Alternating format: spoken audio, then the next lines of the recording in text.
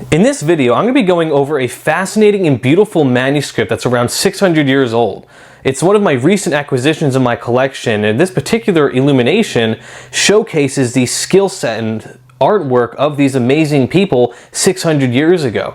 And what's really fascinating is the particular character on this manuscript is a legendary figure from historical record. It's a story that was likely made up, but still a very interesting one, so you want to stick around for the full video to see what exactly the manuscript looks like, and also enjoy a dramatized story of events that took place around this exact character.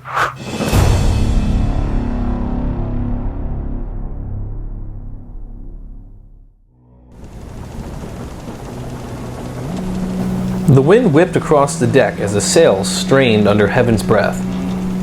11 ships carved through the dark waters of the Rhine, bound not for battle, but for a pilgrimage unlike any the world had ever seen. On board, one of them stood, a young woman draped in royal garments, her face serene, her eyes set like flint. Her name was Ursula, daughter of a Christian king in Britannia, betrothed against her will to a pagan prince of the continent. But Ursula did not shrink from the threat. Instead, she struck a bargain, an impossible one. She would marry only if granted time to make the pilgrimage to Rome. And not alone. She would bring with her 11,000 maidens, each sworn to chastity and faith. The demand, of course, was outrageous. But the prince had agreed, perhaps out of pride or disbelief that she would ever return. And so they came, waves of cloaked virgins from the corners of the Christian world, some noble, some poor, but all of them prepared to die rather than break their vow. Together they sailed south through storm and hunger, through temptation and fear. Wherever they stopped, Cologne, Basel, Milan, the people whispered in awe. This was no army. This was something far more terrifying to the powers of darkness. A procession of holy women, untouched and untainted by the world. When they arrived in Rome, Pope Cyriacus himself blessed them. Moved by their courage, he laid down his robes and joined the pilgrimage north. Even bishops and converts followed, swelling the caravan. But while the heavens rejoiced, hell stirred. As the pilgrims returned through Germany, they approached the gates of Cologne, unaware that the city had already fallen to the Huns. The sky was gray, the riverbanks lined with smoke. Riders circled in the distance, their blades dull with dried blood.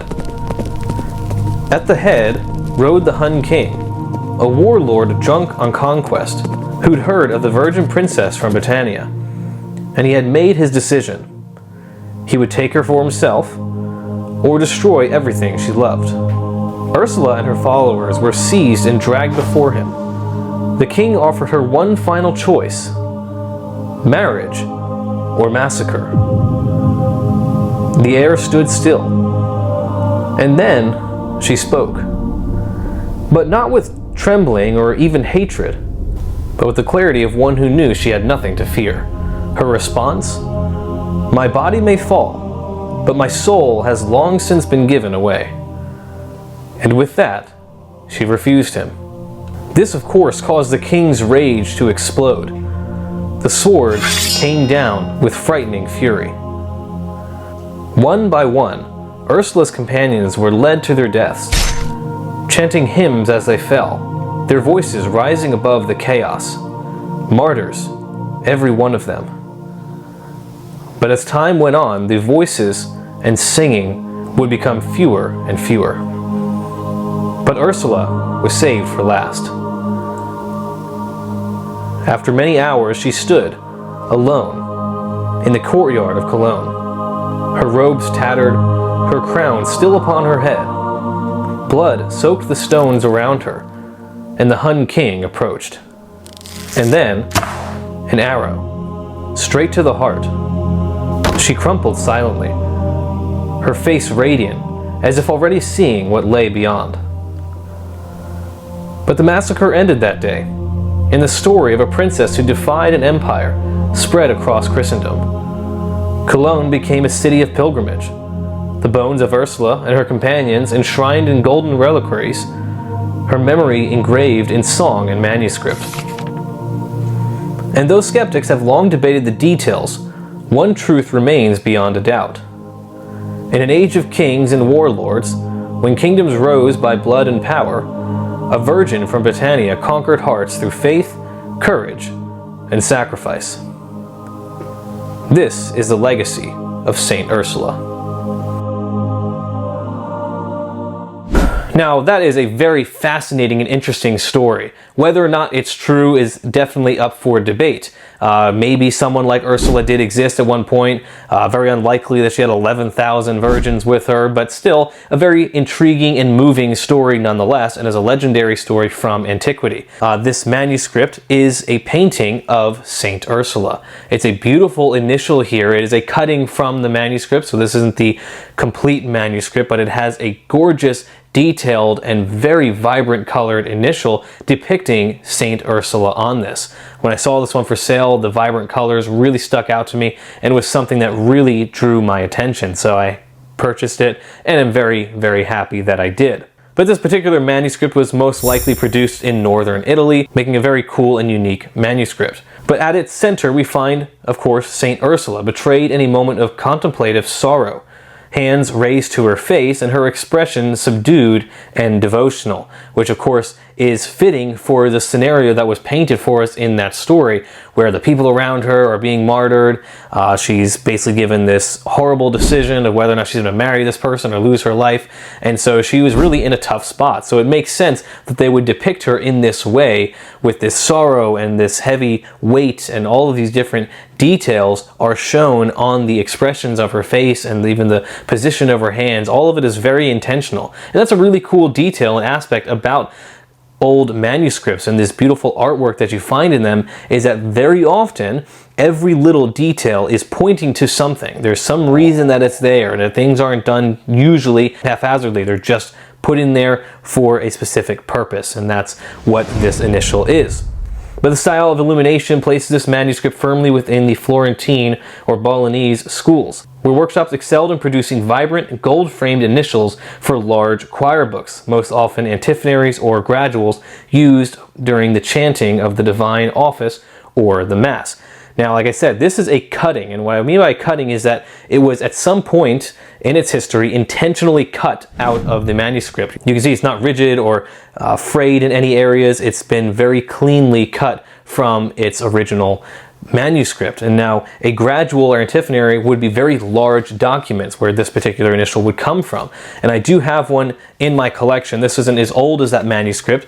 This dates to around the 15 or 1600s. Just a beautiful and large manuscript. So you can see that it would look something like this. Some of them have notes on it. This one is a song from the book of Proverbs, which is really cool. But this manuscript would have these really nice initials on it, which you can see this really ornate initial T on there, a really cool detail. But this initial U here for Ursula would likely be placed somewhere on the manuscript like so. Be a very nice display, and you can then look at the song. And it's very likely that the opening that this initial was going for was to some song about Ursula or the story surrounding her, which is why they would have that initial on there. That's very difficult to say for sure, seeing as how the manuscript that I have is fragmentary, of course, not complete. There is some text on the verso side, but it's hard to make sense of it, and there's just fragmentary, of course. So a really nice and interesting piece nonetheless. But the illuminated letter, as I mentioned, is a U, possibly marking the beginning of a responsory or antiphon for Ursula's feast day, which is October 21st. But in manuscript tradition or practice, these really nice ornate initials, like I said earlier, are not just put in there without any thought or just a quick design or artwork on there. Most often they were used as visual cues or aids for the reader. So people singing this particular chant or antiphon, whatever it might have been, would be able to look at that initial and know, oh, okay, that's Saint Ursula, and it was a very helpful visual aid. But as I mentioned, this was cut from a larger manuscript, and even though it's cut, it's still a gorgeous piece. Now, this is not uncommon to see this. I see initials like this for sale all the time from antiquity, so it's very common to have them cut out from it. I really don't know what the reason is. If I were to guess, I would say it likely has to do with the sheer size of the antiphons. So if you have a large leaf like this, displaying it is quite challenging. I've actually had this one sitting on a shelf in my collection because it is hard to find a frame that fits this particular size.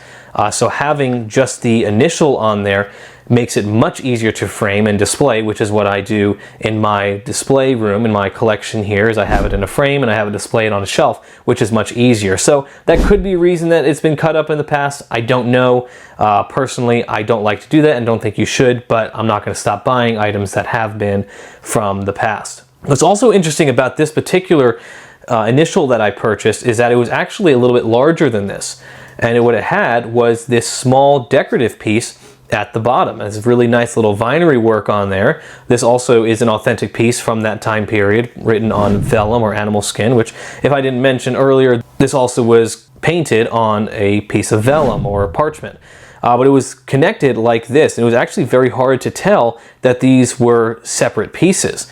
What was interesting is that it was glued to this larger piece of parchment here, which was something that was more modern. So it was essentially laid on like this and then had this little piece glued on the bottom here. So it makes a very nice looking design and kind of fills it out a little bit more, but it's not true to its historical context or setting. So I removed it, and that's where I have this nice just small initial here. And I still do frame it with this underneath it because maybe it was part of it at one point, but it's hard to say for sure. But it's still a really nice piece of history. But despite its separation from the whole, this fragment retains its power. Its gold leaf remains luminous, the pigment strong, and the composition remarkably intact. Few leaves survive with such vivid expression, especially those featuring female saints. But in this single illuminated letter we find more than just a legend. We encounter the material devotion of a past world, its theology, its artistry, and its enduring reverence for the sacred. That's one thing I really appreciate about the art of manuscript and the beautiful displays that we see of historical elements, especially biblical ones. As a believer, I love the artwork that's found on these amazing manuscripts that I've been able to acquire over the years, and it's just a testament to the skill set of these people hundreds and years ago and millennia past. Just seeing their devotion to preserving scripture and writing it down was just a testament to what they believed and what they held to. So it's something that I love, and I'm going to continue doing it. So of course, if you find this content interesting, be sure to subscribe so you never miss out on new videos like this. I'm always covering a wide range of topics surrounding the Bible and liturgical manuscripts especially. So be sure to subscribe for that. Check out my other long form videos. I mostly cover the Bible and biblical manuscripts, so be sure to check out the other videos if you find them interesting. Stick around for the close-up shots of this really nice manuscript at the end here, and I'll see you guys in the next video.